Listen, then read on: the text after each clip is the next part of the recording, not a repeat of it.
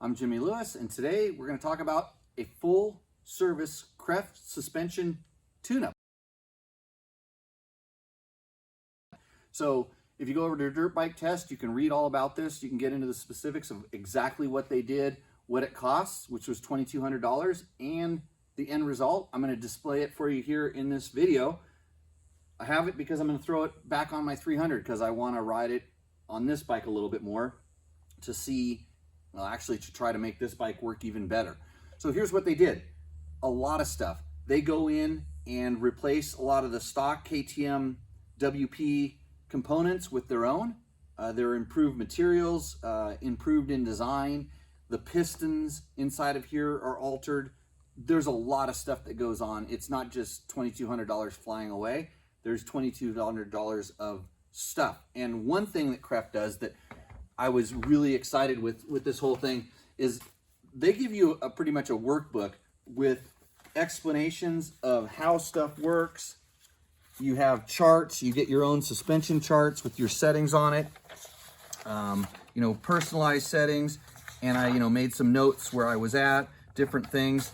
So it's really first-class service for a suspension revalve. It's not just you're sending it to some guy in a garage. These guys, in my opinion, are scientists. I know from talking to them that they do a lot of testing, like we do here at Dirt Bike Test. So here's how it worked. In the beginning, I was actually not too stoked on the bottoming resistance of the shock because the stock KTM actually has really good bottoming resistance. It's pretty soft and springy in the initial, but what the KTM shock does is almost runs into a wall. And so they actually made the wall disappear. And for me, the bottoming resistance wasn't enough. So the shock actually went back a couple times and they figured some stuff out. In fact, they started working on a new part that now is in almost every one that goes out that really works on the bottoming. And if you know anything about a PDS shock, there is a second piston that gets run up into a secondary chamber, and that's what creates the additional damping, hence PDS position damping, progressive damping system. I forget what it's called. It's actually an Olin's term, by the way. But anyways, so there's two pistons inside of this, which makes it kind of unique. I love how easy it is to get these things on and off the bike. But after a few times, and like I said, I like the stock suspension. I'm one of the few people that think KTM does a really good job with the stock suspensions. For me to just expect a suspension revalve to come back and be better was kind of a long haul, because I told them right up front, I said, I want to keep these certain characteristics of the stock bike. I want to make this and this better. And they got everything better right off the bat, except for the bottoming resistance.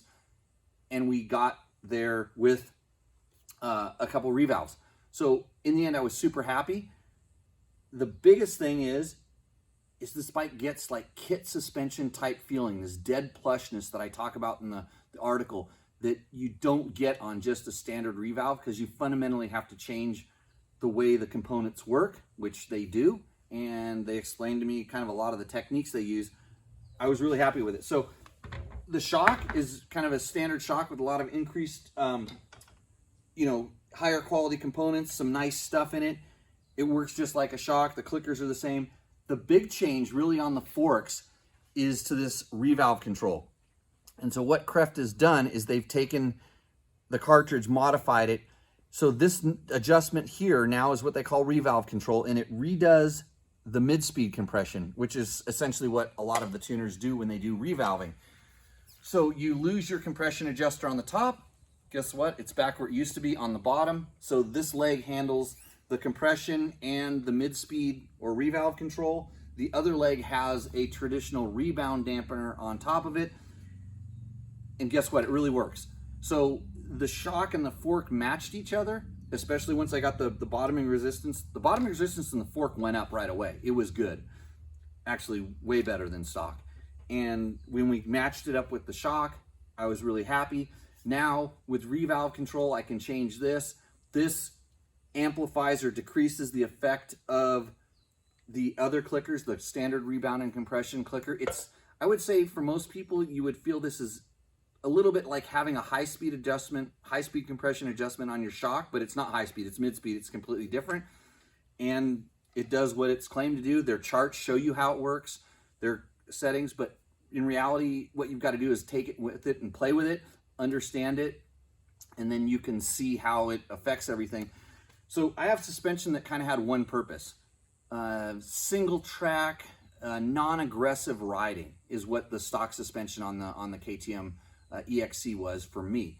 If I started to get into, you know, race pace or higher speed or like more aggressive pounding through hoops, wanting to jump into bumps, slamming bumps at higher speed, I liked the bottoming resistance, but I wasn't super confident in it. Now this bike has hold up, it has damping control. If I want to adjust it, the clickers really do work. I'm not kind of limited by the clicker, and I have true high or true low speed damping adjustability with the forks now, which I didn't have before. I kind of had only mid-speed-ish adjustment on the fork, and I used to do a lot of my adjustment with oil level to get the forks working right, and now I'm doing it like any other fork. So overall, oh, the other things. Some of the things like on this fork, they do a micro finish, which helps your seals last longer, gives it a lot less stiction, and actually helps the seal life because it's putting a small amount of oil out of the fork onto the dust seal, which causes a fair amount of the stiction.